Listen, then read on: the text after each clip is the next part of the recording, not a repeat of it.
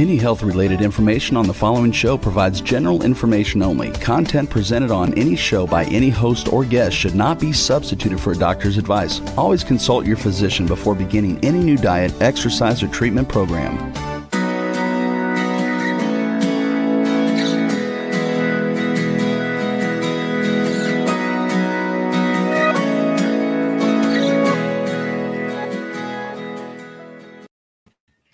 Welcome to Accelerated Health Radio and TV. I'm your host, Sarah Banta. I'm a health coach, natural supplement expert, and a busy mom of 3 teenagers. I believe that your body does want to and is capable of rebuilding and healing itself regardless of what chronic diseases you may have. And I'm here for you to answer your questions, bring you innovative and cutting-edge technology and health solutions to empower you and your ability to reach your optimal state of health. Today, my guest will be talking about certain healthy foods that can wreak havoc on your health. And I know more than anybody that you really need that strong physical foundation to work on your mental and spiritual growth. So whether it's overcoming anxiety or depression, losing weight, or detoxing your body in the proper way, and even increasing your level of frequency in life, you need a strong physical foundation of health in order to gain the willpower to make the bigger changes in your life. And if you're new to following me, I specialize in helping you get there.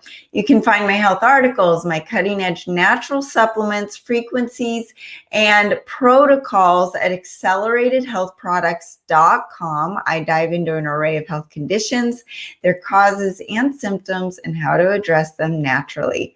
I have spent thousands of dollars and my hours of my time biohacking different supplements, technologies, and diets that don't work so that you don't have to. And if you have any health issues you need help with directly, you can email me directly through the website. I read every single one.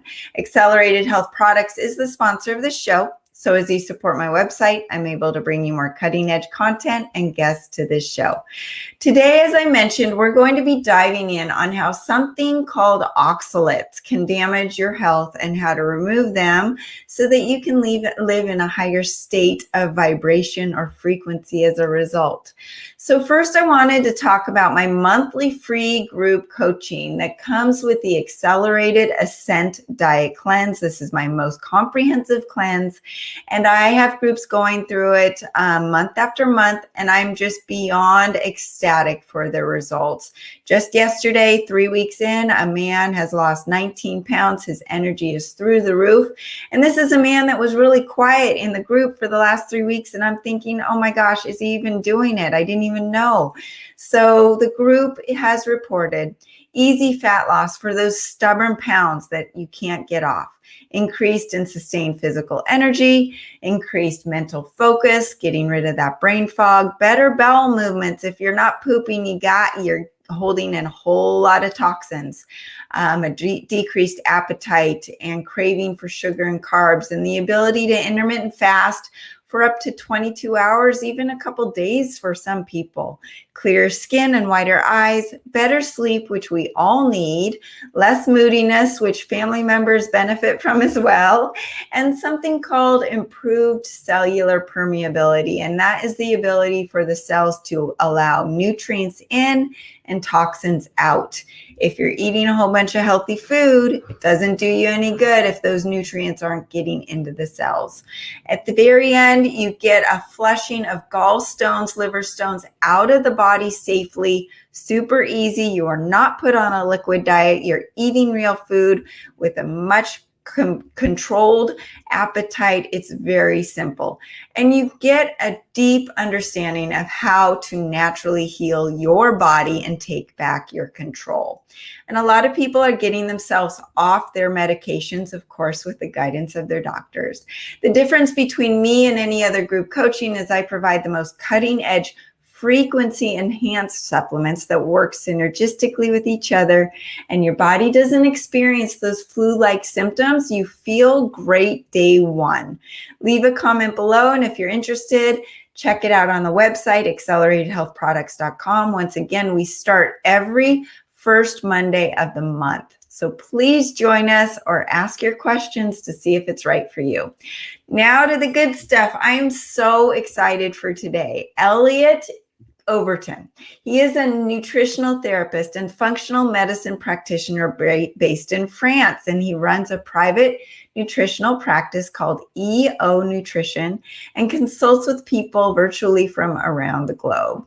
He has a keen interest in learning about the potential side effects or toxic effects of plant foods and overconsuming them, with a particular focus on dietary oxalate and its role in chronic health conditions.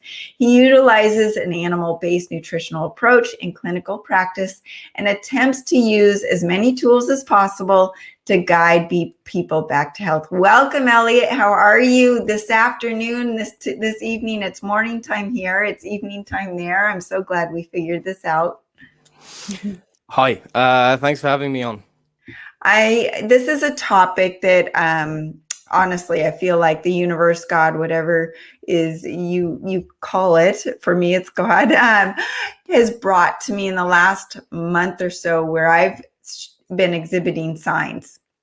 And I base my nutrition on animal-based proteins, just like you, but I was starting to have a rash and also signs of kidney stones and certain things. What I didn't realize I was doing was I was drinking turmeric all day long. I was eating an animal-based diet, and vegetables were I was very careful with the vegetables I was eating, but I didn't realize what I was taking in on a daily basis in heavy dosage was an oxalate-based food. So that is where I came in, and then I started listening to or diving into oxalates and kidney stones, and came across you, and was just fascinated by your background and your knowledge. And so let's start with your background and why you even became interested in this topic. Okay. So I studied nutrition during nutrition training. The particular institution that I was training with, they had a very strong focus towards plant-based nutrition. So promoting vegetarianism, veganism, juicing, cleansing, all of that kind of stuff. And so that was the kind of training that I had. I had a fairly good sense that it wasn't the entire picture of nutrition, and I kind of was distrustful from the get-go.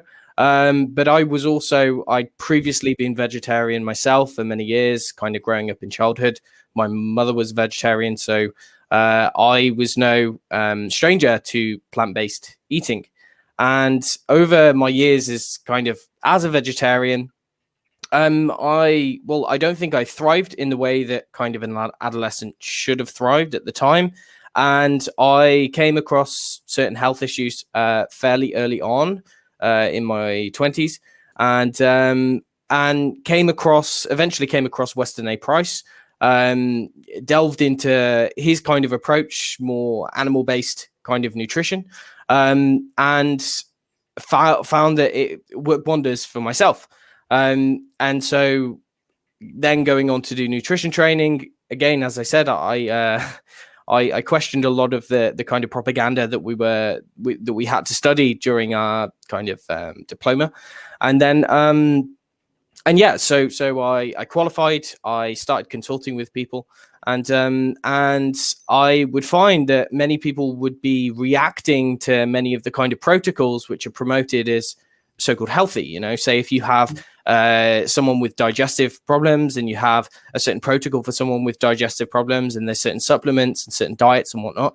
I found that many people were reacting to many of the healthy plant foods which are being prescribed, which are meant to ordinarily have a positive effect. And again, being familiar with the concept that plants can be toxic in certain ways, particularly with regard to lectins, gluten, wheat, etc. And so the idea that certain plants can cause problems for certain people is very well established. But as I started digging into why certain clients were having reactions to different types of foods, I came across the concept of oxalates. Now, oxalates are, in a very simple way of looking at it, it's a type of organic acid. It's a chemical basically that exists in most plants, but certain plants are very high in oxalate. Oxalate primarily exists as what's called oxalic acid, and that is bound with a mineral. It can be many kinds of minerals, but most people will know of oxalate. If they've ever heard of it, they will know it in relation to kidney stones. And so in very basic terms, oxalate is a chemical which exists in plants. It binds with certain minerals. It probably functions as a protectant for the plant to protect against pests. It acts as a kind of deterrent in many ways, and it can also kind of protect the plant from accumulating excess calcium from the soil. There's various kind of roles that it might play in plants, and it's very high in many of the so-called healthy plant foods that we're told that we should be eating a lot of. And when we are consuming these foods in high amounts, then it can cause a variety of problems for our health. And so I kind of came across this concept and delved as much into it as I could to learn as much as I could, and started applying the principles in clinic with real life people, and seeing nothing short of miraculous results. So, yeah.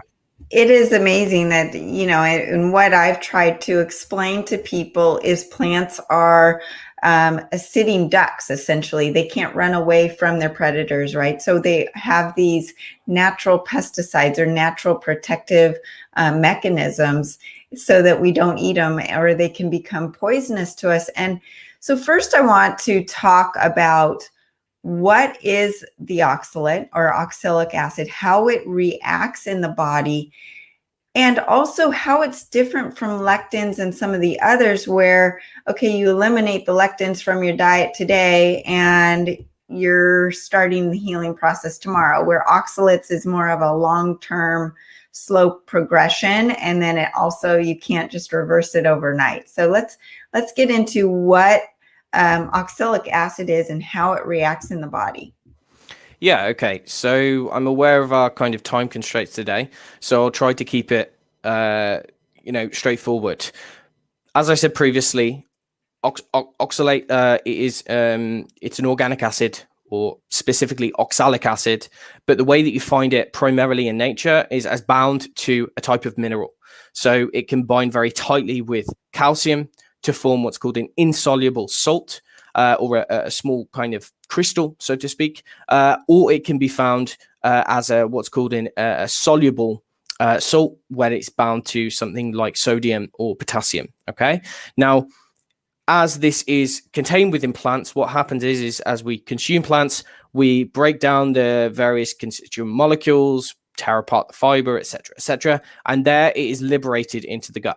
Now, if you look at oxalate under the microscope, it can exist as a variety of different kinds of structures. There are very sharp needle-like crystals, which are referred to as raphides. It can exist in kind of square-like sandpaper grit. This is very common. And when we liberate this stuff into our digestive system, it can have a very irritating effect on the gut. Okay, first of all, you imagine it's like little shards of glass. If you run shards of glass, if you swallow shards of glass, that's going to have an extremely detrimental effect on our soft mucous membranes lining our digestive system. But essentially what is going to happen is, as we are breaking down foods which contain high amounts of oxalate, we will be absorbing a large portion of that depending on what we're eating it with. If we eat foods which are high in oxalate with calcium, for instance, then that can have somewhat of a negating effect. It can bind with some of that in the gut and prevent absorption. But for the most part, we're going to be absorbing what we have in food, what we find in food. So oxalate, it can be absorbed either as a salt, or it can be absorbed as an ion, which is its kind of most simple molecule.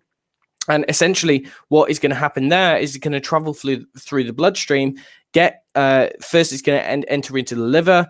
It's going to, after portal circulation, it will go to the heart, and then it will go kind of throughout the body to the various organs, finally to reach the kidneys. Now, conventional medical thinking is that any oxalate which we do consume in the diet is very safe, and it's simply absorbed and then passed out through the kidneys with no problems. And the only people who have issues with these are people who develop kidney stones. These are the only people who need to kind of watch their dietary oxalate intake. Well, this could not be further from the truth. Ultimately, oxalate it's well known as a uremic toxin, which means that it causes vast amounts of damage to the kidneys. But what is not as well known is that oxalate can also cause damage to practically every known tissue and cell that it comes into contact with.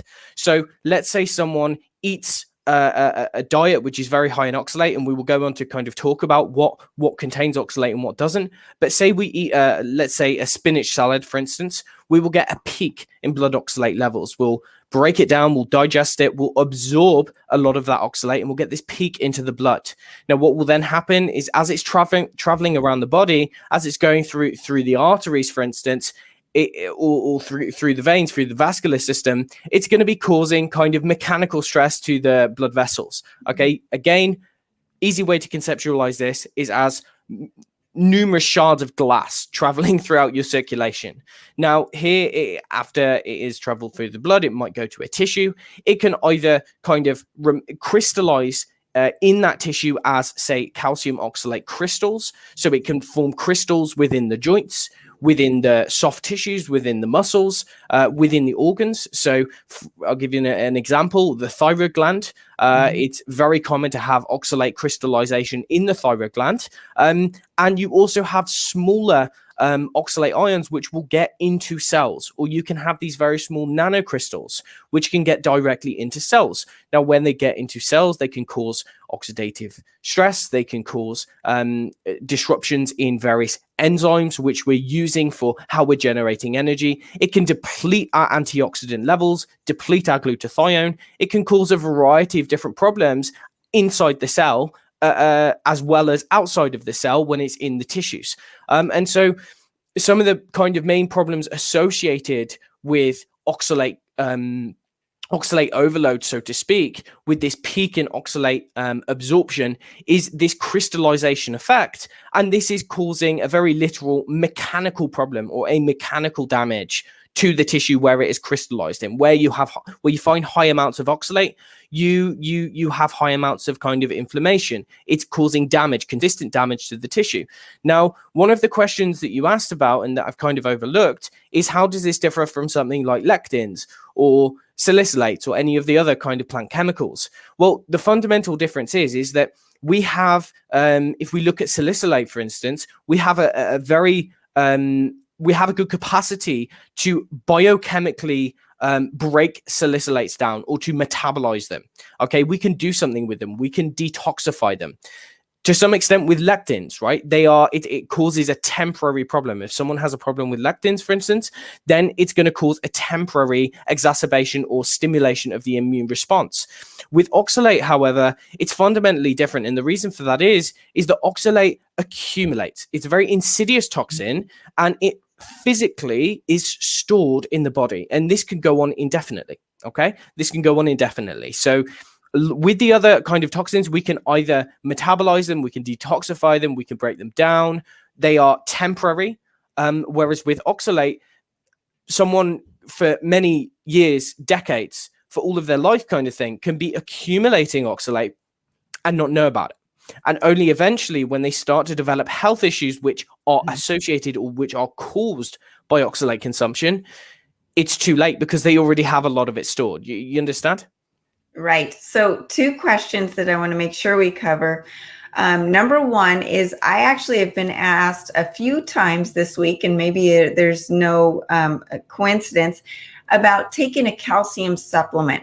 And that brings up the question, if you're taking a supplement, or if the body is stripping from the bones the calcium to combine to the oxalic acid, what is the calcium doing? I mean, obviously, if it's binding to the oxalic acid, then it's not usable in the body. So away from the damage that the oxalates are doing, it's also taking away the nutrient calcium, or the other magnesium or sodium or other thing that it's attaching to. Would that be correct?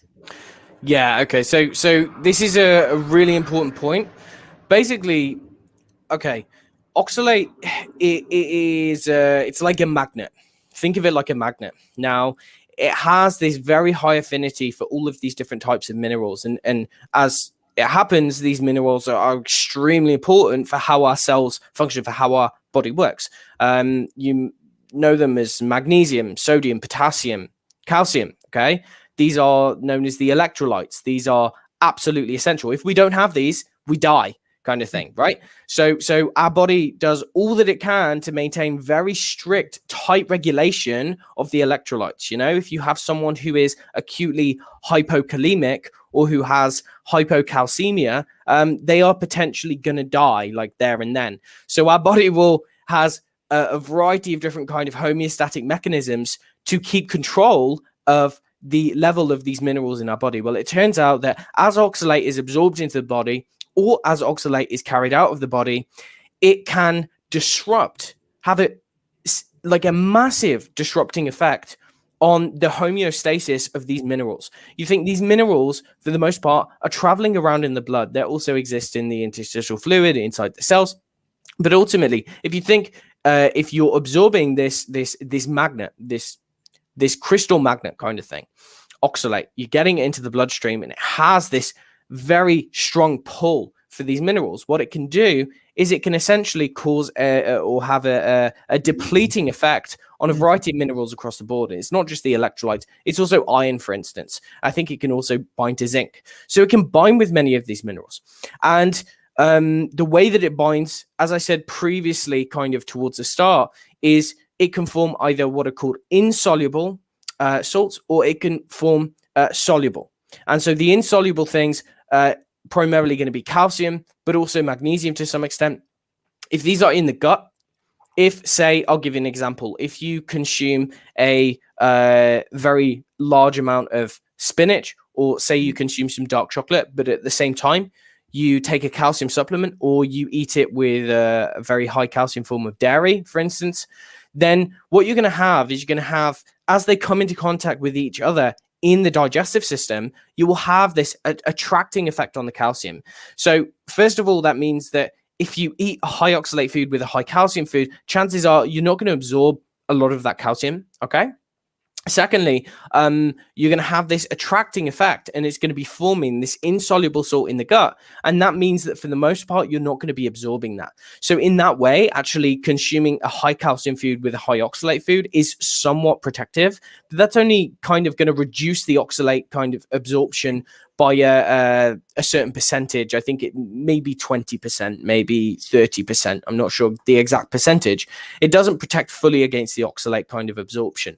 On the other hand, aside from these insoluble salts, you also have soluble. So you can have oxalate bound to sodium, potassium, etc. And so in this kind of way, what can happen is that this can cause very severe nutrient or mineral deficiencies or imbalances, and this can be both in the intracellular compartment and in the blood. And so if we look at the final destination point for oxalate, if it is not stored, if it's not accumulated in the body, then it's going to be going to the kidneys. And as it goes out through the kidneys, through the urine, of course, it's still bound with the mineral that it's bound to. So in this way, someone who has a high intake of oxalate containing foods, not only are they likely severely mineral deficient, at least in some of the minerals, but it could, it can certainly contribute towards underlying imbalances across the board.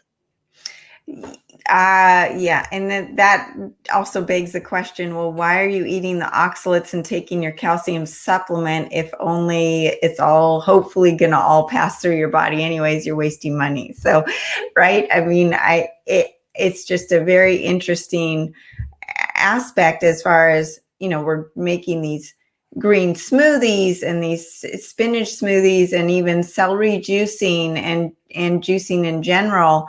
That's something that I want to talk about, because people think, oh, if I'm juicing, I'm actually getting this huge power pack of nutrition, but you're bypassing the body's natural limitation of a certain food. I mean, you're not meant to eat 2 huge stalks of celery, correct?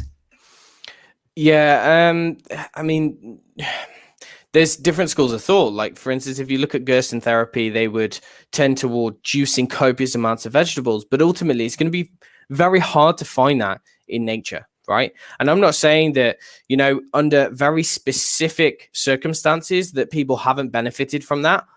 I think that if enough people have done it, then there's probably some merit to it in very certain circumstances. But as a general rule, I think it's bizarre that people think that juicing is a healthy thing to do. Unfortunately, it's promoted as a health practice. And really, if we're looking at, you know, a lot of the people who have very severe issues with oxalate overload, they have, in many cases, they've come from backgrounds of having juiced, particularly doing spinach juices and carrots. And, you know, as you said, like a big fad at the moment is like celery juicing and all of this kind of stuff. Now, unfortunately, you know, if you eat a vegetable, then it's going to contain a lot of fiber, a lot of water, which is going to kind of fill you up. It's ideally going to prevent you from over consuming that. When you juice it, what you're doing is you're kind of removing that natural block, so to speak, and you can consume, as you said, kind of copious amounts of this juice. There's really no limit to how much you can have. You can replace water with it, kind of thing. And right. And the problem there is that you're getting such a massive bolus of oxalate that really it's something that humans have probably never had access to in their entire history, kind of thing, you know. So right. this oftentimes causes major problems for people. I see it very frequently. The other thing you mentioned was thyroid health and the oxalates depositing into the thyroid. Can we talk about how that can affect thyroid and metabolism and hypothyroidism? I mean, I actually don't know anyone that does not have a compromised thyroid and is lingering in the Hashimoto's hypothyroidism disease. And then I also wanted to touch on the importance of iodine and how it interacts with oxalates in the thyroid.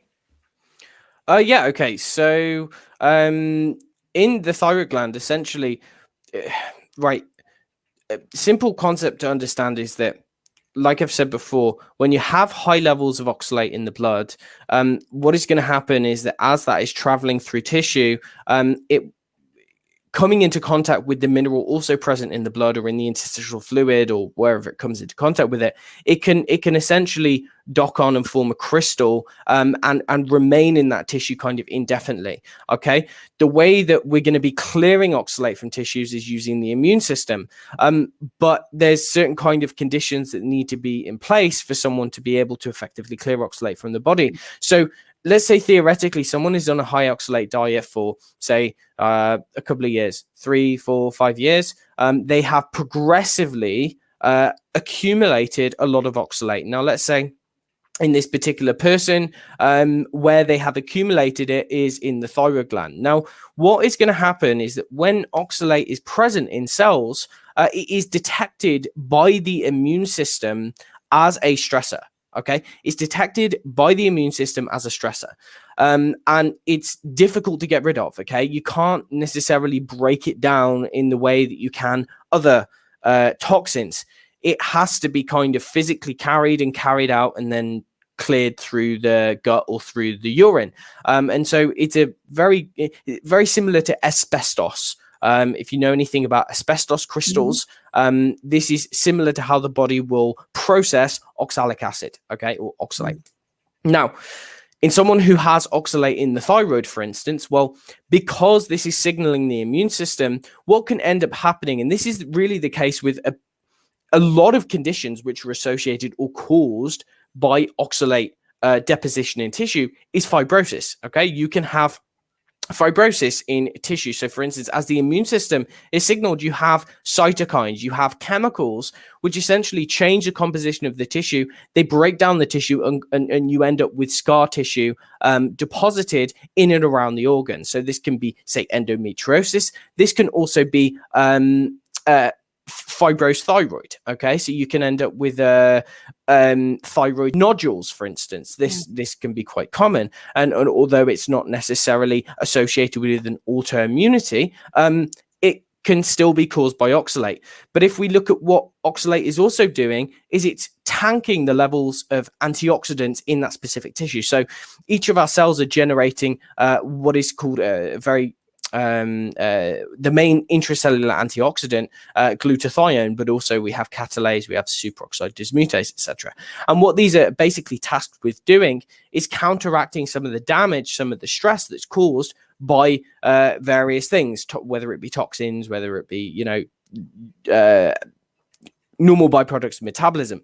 But basically, these are very protective for a particular kind of cell. Now, if we look at what oxalate does when it penetrates into cells or into tissues, it depletes the level of those antioxidants. And what you can end up with there is you can end up with a kind of situation where you have unrelenting oxidative stress. Now, if you look at, say, Hashimoto's thyroiditis, one of the nutrients which has been found to be marvelous for Hashimoto's is selenium in quite high doses as well. And that's because selenium is essential as an antioxidant within the thyroid gland. The thyroid gland is essentially, it's meant to be, if you look at how the thyroid gland actually generates thyroid hormone, you have this compartment and it's meant to kind of, it's a very dangerous environment, right, within the thyroid gland, how we're generating thyroid hormone. If the cells how to describe this? If you can't compartmentalize what's going on within the thyroid gland, then you can end up with unrelenting damage. Okay. And so what we often see is that people who have problems with their thyroid and are also on a very high oxalate diet, well, I've seen on numerous occasions now is that as they gradually begin to reduce oxalate in the diet, we see that the thyroid, particularly TSH, or thyroid antibodies will come down very, very, very gradually. If we think about what oxalate is doing when it is in a tissue, it's signaling the immune system. It's saying that there's stress, that there's damage. And in some cases, I mean, at least some of the theories for autoimmunity is that in some cases, if there is unrelenting tissue damage, if there is unrelenting oxidative stress that can be caused by oxalate, for instance, then this can be one of the reasons for development of autoantibodies to essentially clear up damaged tissue. I'm not saying I necessarily believe that theory, but I'm saying it's an interesting concept that sometimes where the immune system is basically signaled and is directed at a particular organ, sometimes what that can be doing is kind of as a clear up mechanism because something else is damaging that tissue. I don't know whether that's the case with oxalate, but what I do know is that there seems to be a very definite clinical correlation between people who have who are on high oxalate diets, Hashimoto's, other kind of thyroid dysfunction, and then as they bring down dietary oxalate, they see that their symptoms and their labs improve kind of many times they improve significantly. Yes, I agree. And I actually feel like that has happened with me as my thyroid and metabolism have improved as I've taken the oxalates out of my diet. Well, we're going to take a short commercial break and we're going to be right back with Elliot talking all about oxalates.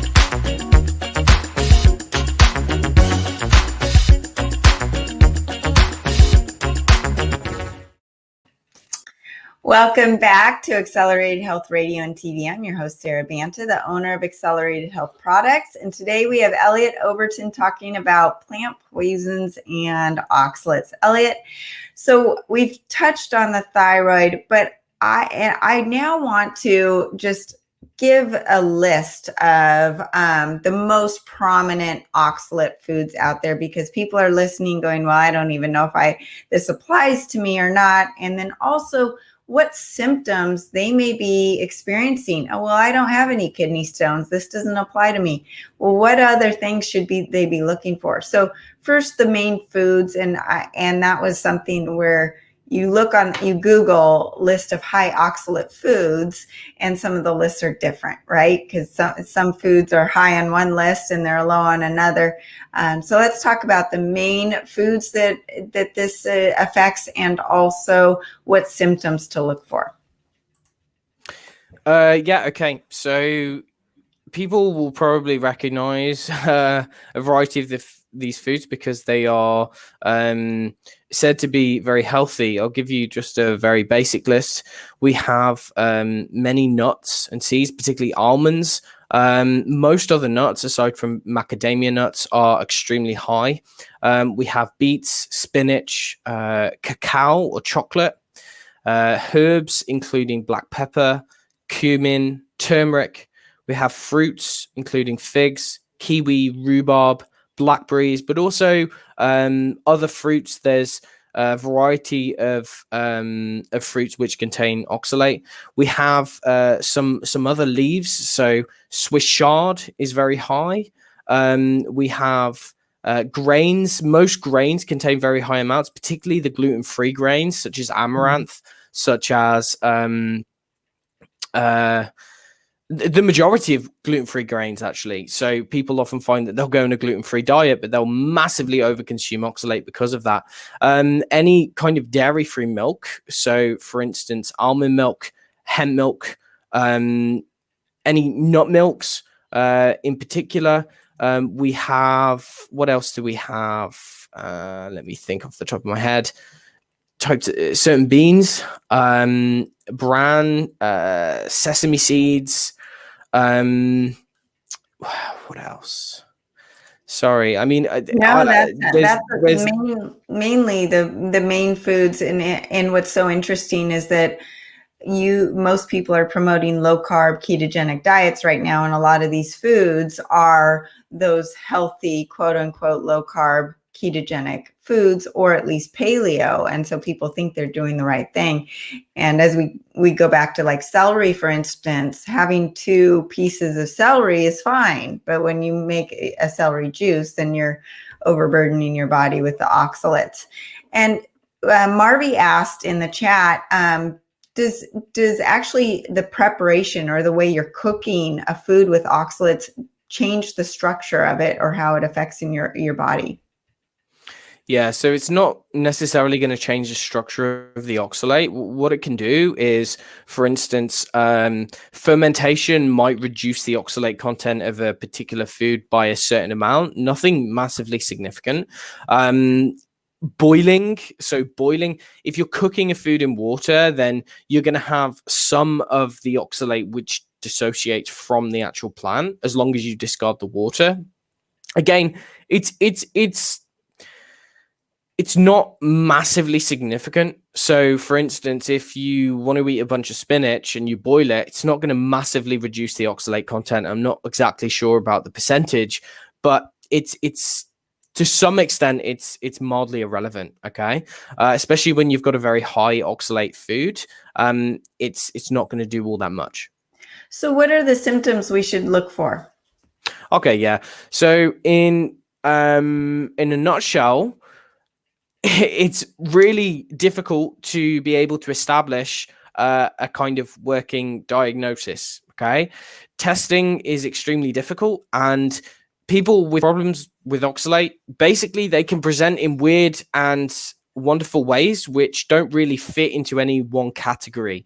This is because oxalate can affect every cell and every tissue in the body. Therefore, it can present as just a wide variety of different problems.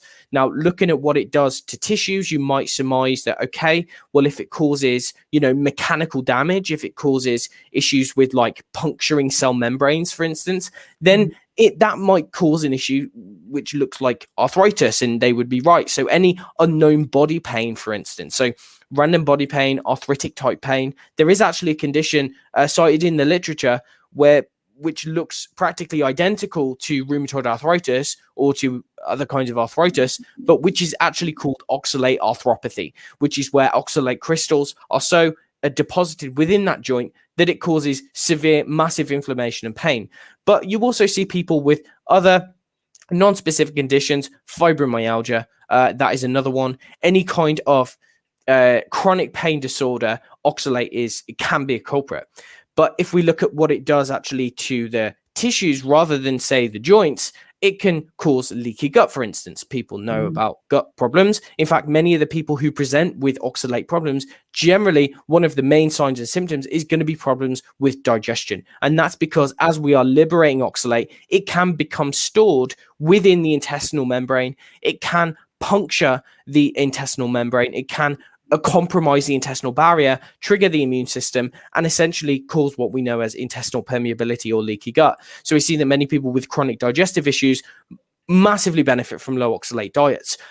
Anyone with unexplained urinary issues, so that can be chronic urinary tract infections, that can be kidney stones, that can be urinary irritation, urinary incontinency, anything around the urinary tract. And that's because what is happening is that as our body is essentially clearing oxalate, then the oxalate can kind of puncture, it can wound the soft tissues which make up the urinary tract. And on its way out through the bladder, on its way out through the urethra, can cause issues to those organs. Other people who have issues with oxalate, particularly autistic children, there seems to be quite a solid link between oxalate accumulation and the severity of autistic symptoms. Many autistic children and people with other neurological conditions, oxalate does get into the brain. It can get into the kind of affect the neurological system, so the way in which our nerves are firing and the kind of communication system around that. So anyone with any kind of neurodegenerative disease, they can also benefit from oxalate reduction. Ultimately, it's very non-specific, and it seems that I've seen people from all walks of life with numerous different kind of diagnoses who have benefited from addressing oxalates or bringing them down. Really, the only kind of diagnostic way to measure this, I mean, there's some labs which use urinary oxalate, or for instance, they might use blood oxalate levels.